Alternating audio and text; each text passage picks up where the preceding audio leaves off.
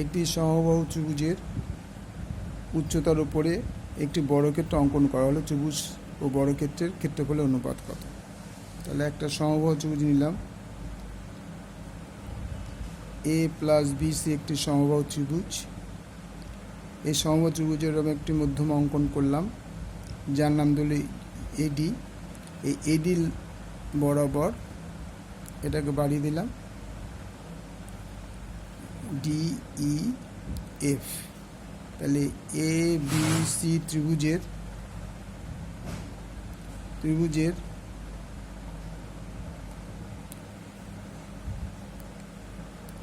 বাহুগুলির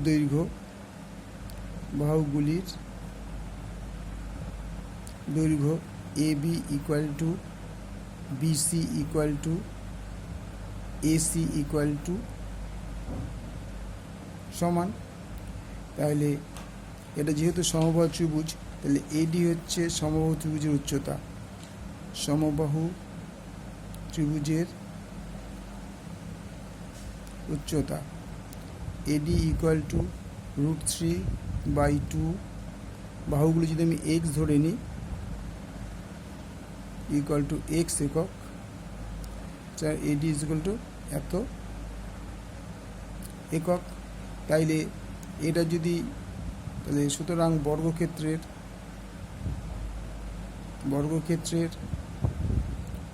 বাহুর দৈর্ঘ্য AD equal to DE equal to EF equal to F A equal to √3/2 X. সুতরাং ত্রিভুজের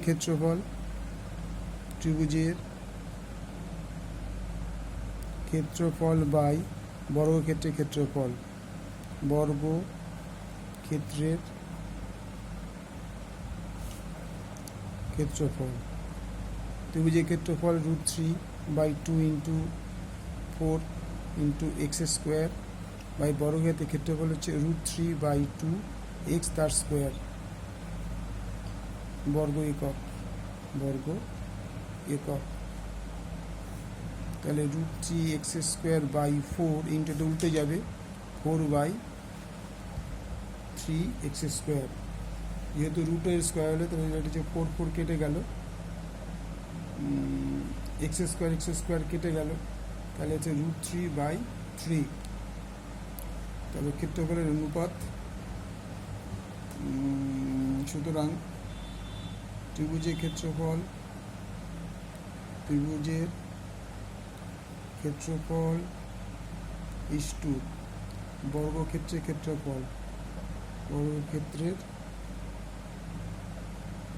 ক্ষেত্রফল, এটাকে আমরা যদি √3 গুণ করে দিই, তাহলে একটা কাজ করো, √3/3/3√3, তার মানে 3/3√3।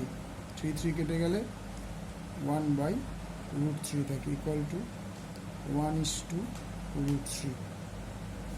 ওকে, থ্যাংক ইউ।